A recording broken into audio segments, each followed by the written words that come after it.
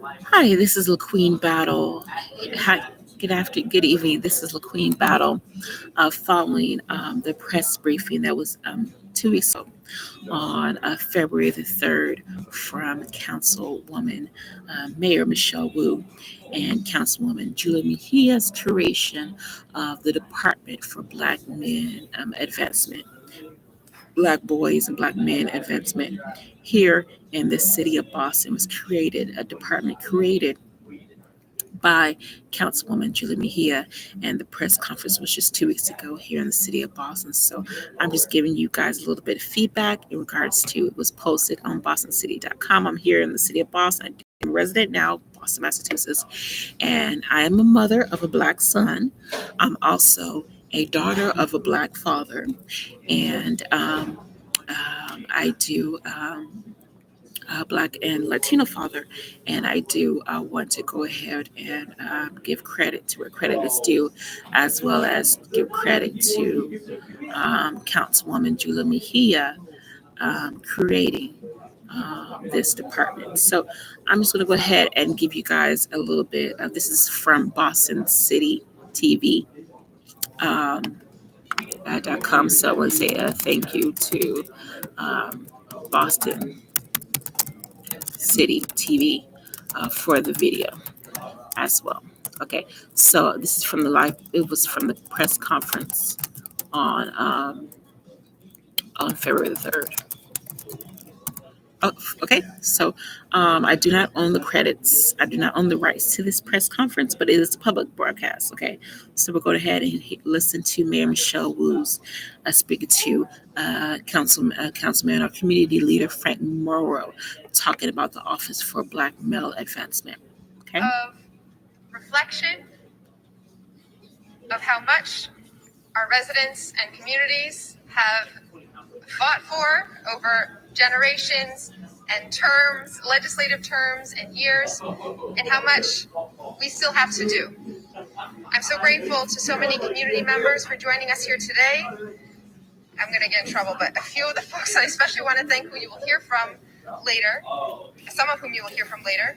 City Councilor Julia Mejia, who is the lead sponsor of the legislation that in the last term that led to this, Ron Bell, Tony Brewer, Richard Clater, James Dancy, Bishop Dickerson, Tito Jackson, Lee Nave, James Mackey, Matt Parker, Horace Small, who couldn't be here today, Corey Thompson, and many, many more are just some of the core of community that have pushed for and fought for the beginning of where we stand today. We are here in a building that stands as a physical reminder and honor of the legacy of the late Bruce Bowling, the City of Boston's first Black City Council president, someone who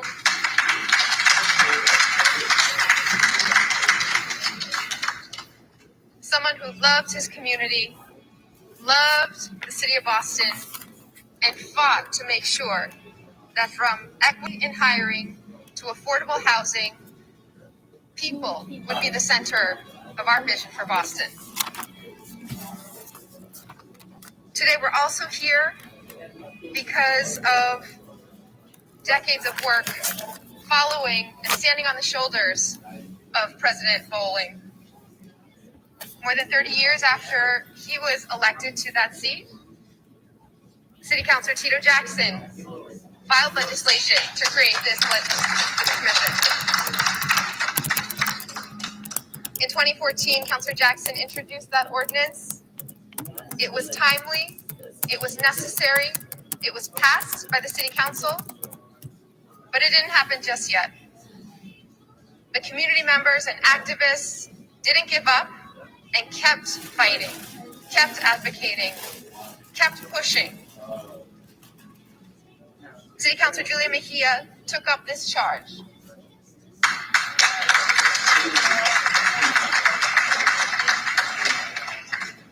She fought and stewarded this legislation through the City Council yet again, and Mayor Kim Janey, trailblazer, barrier breaker, Mayor Kim Janey signed it into law.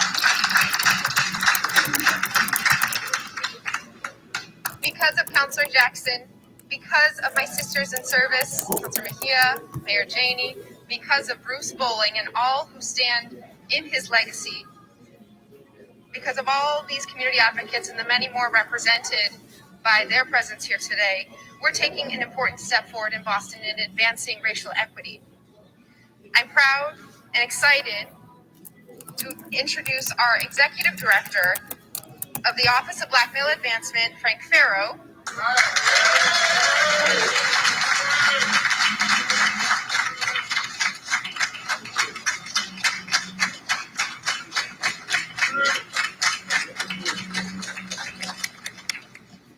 Frank will serve in the Cabinet of Equity and Inclusion alongside Chief Mariangeli Solis Herrera, who is also here.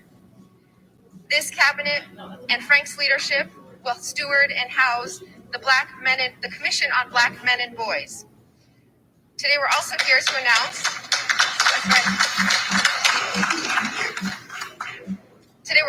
announce that the applications for these 21 seats created under Councillor Mejia and Councillor Jackson's leadership, those applications will be open through February.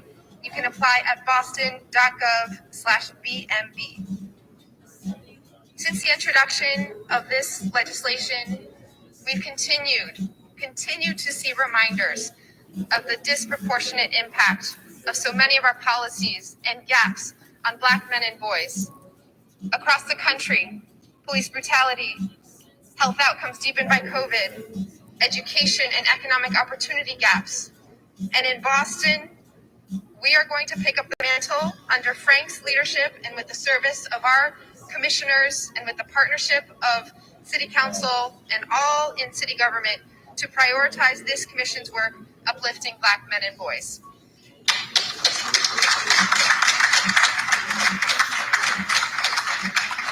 And so I'm proud to hand it over to Director Frank Farrow.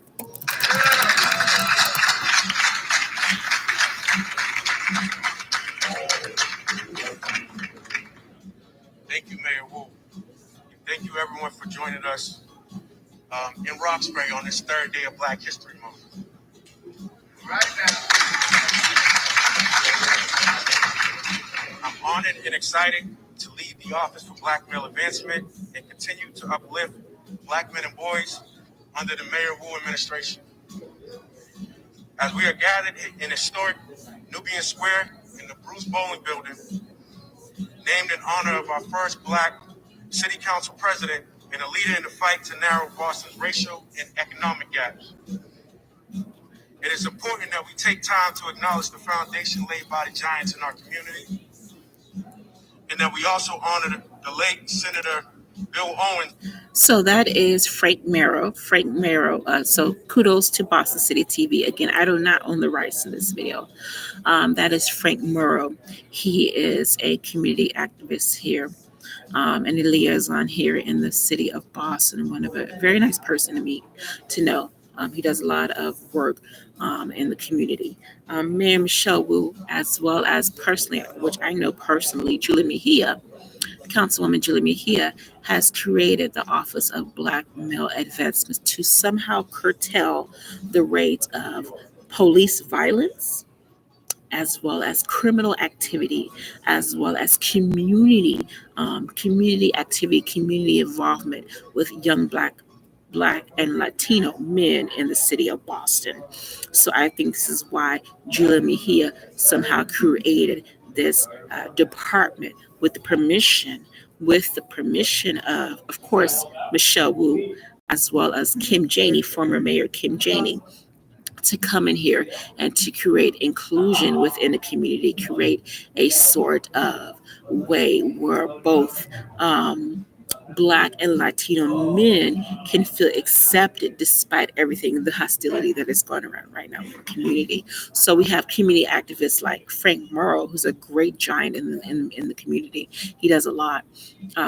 And for people like him to come in and say, yes, I do support the initiatives that Julia Mejia has behind the community, as well as the initiatives behind Kim Janey Kim Janey has done an extremely amount of community involvement, even though she's received a lot of hostility from her campaign as well as from her her whole leadership during her reign here in the city of Boston.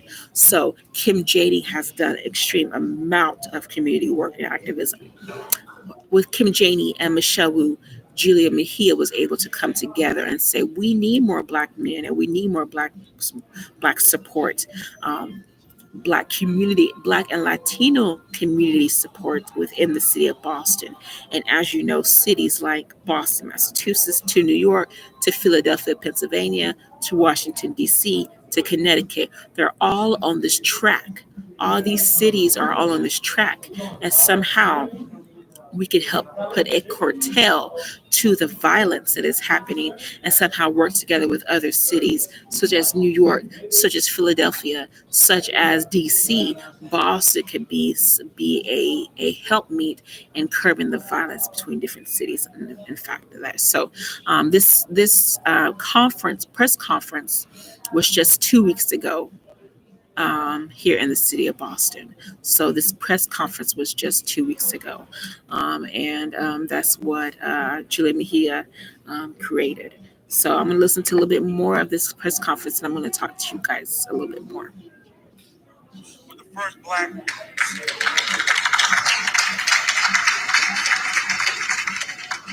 With the first black state senator and a champion for equal rights.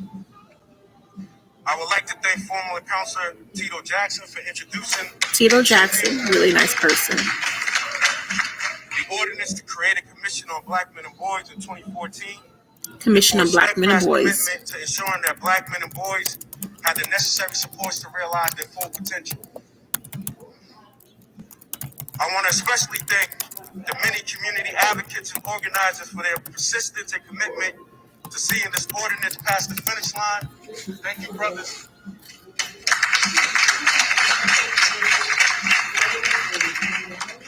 And I would like to also thank Councilor Julia Mejia for reintroducing this ordinance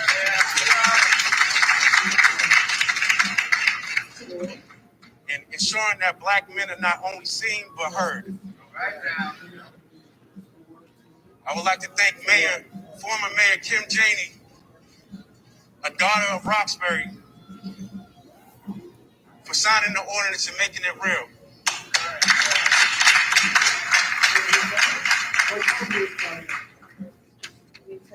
As a Boston native, I understand the persistent social and economic inequities facing black people. I grew up in Academy homes in Roxbury. As a youth, I utilized every resource and opportunity the city of Boston had to offer. I started my education at the Tobin Elementary School in Mission Hill. All right now.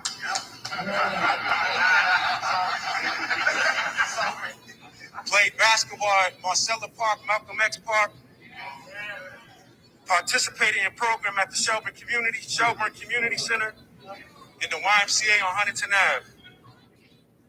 At 14, YMCA, my Boys and first Girls job Club. was a camp counselor working at English High School at the summer camp.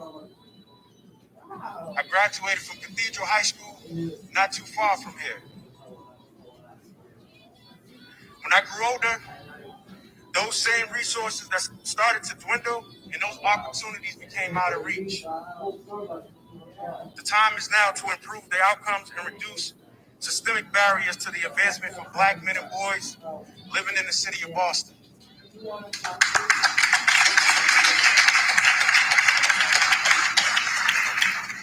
We must empower black men and boys and ensure they have equitable access to opportunities through the concentration of policy, programs, resources, as well as global and national partnerships to make sure that we are fulfilling the commitment from Mayor Michelle Wu, the city councilors, and the brothers that put the hard work in to make sure that this is something that we can live and fight and carry on.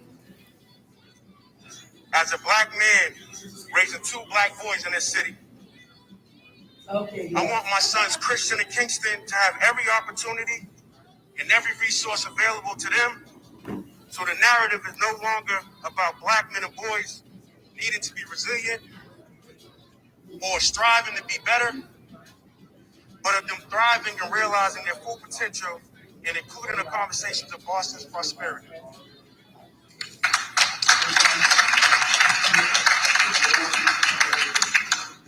I look forward to the opportunity of leading the charge for Black male advancement and working alongside the Black Men and Boys Commission to ensure that the city's policies, programs, and resources align with the mayor's bold vision for a more equitable Boston.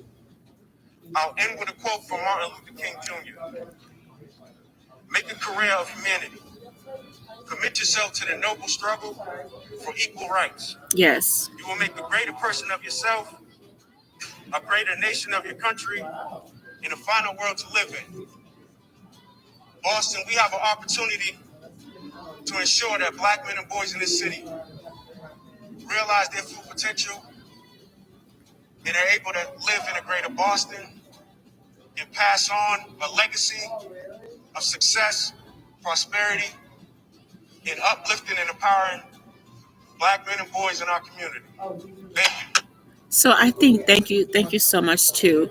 I do appreciate. I know you guys are watching my face right now, but that's good. So again, it's very good to uplift the Black men and uplift Black brothers. That's great. And I think right now, since the Black community is kind of going through a lot of changes personally, dealing with Black Lives Matter, dealing with police brutality, dealing with civically, as well as voters' rights issues, a whole myriad of other issues. I think it's great that we still continue to uplift and protect our young Black men and our young Black boys, despite all the challenges that they still have faced in the past 20, 30, 40, 50 years since the 1950s and 1960s movement, even during slavery up until now. Okay, being a Black woman, I have my own challenges to face.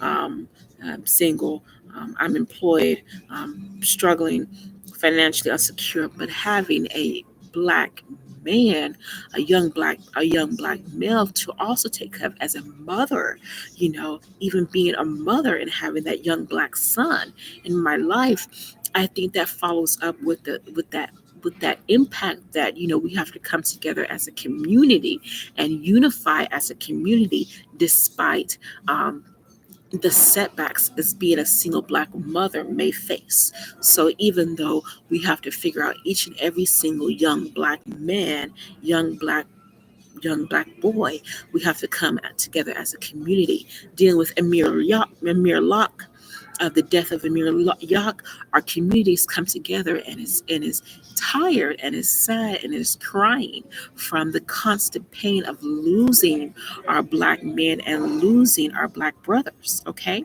so we're losing our older figureheads from the civil rights movement, and we're losing our young Black men and boys. So what are we left to do? How are we left to figure out how to compare the two? We're losing our young Black boys and we're losing our older Black leaders. How do we balance and figure out the two? What do we do? What do we do? So we have to figure out to come to unify with our government, to unify with our civic leaders, and to say, how do we compromise? How do we come together despite the challenges that we face? Okay, despite the challenges that our men are being shot down by police.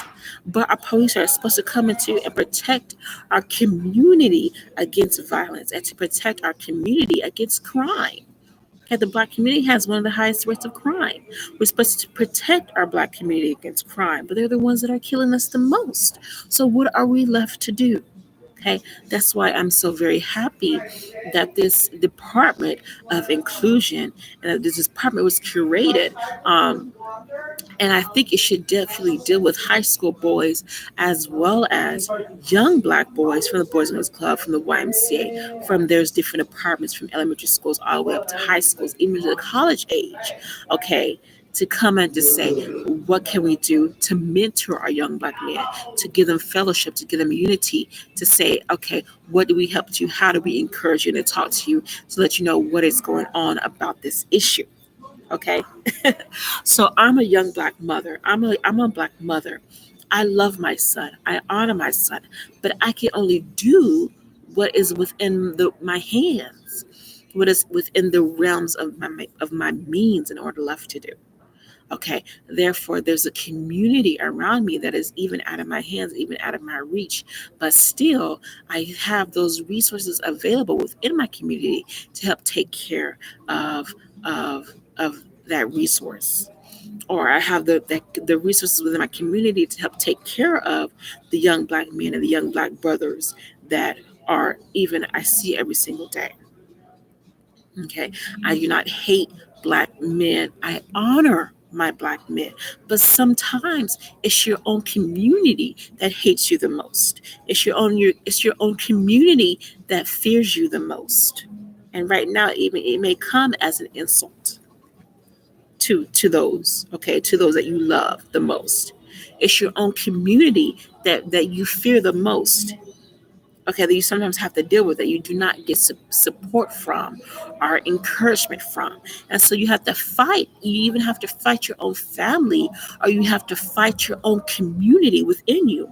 And I think that is what a lot of young black boys, I think that is what a lot of young black boys are dealing with. They are dealing with the fact that they have to fight their families, that they have to fight the communities, they have to fight the police, they have to fight in their schools, they have to fight the struggle within themselves to survive on the streets, to survive in their schools, to survive at home, that home life. Whether it's being a single parent household or whether it's being on the streets, dealing with the street life. They have to figure out some way to overcome the balance between that safety net versus the reality that they have to deal with every single day, being a black or Latino man and having to struggle within the two.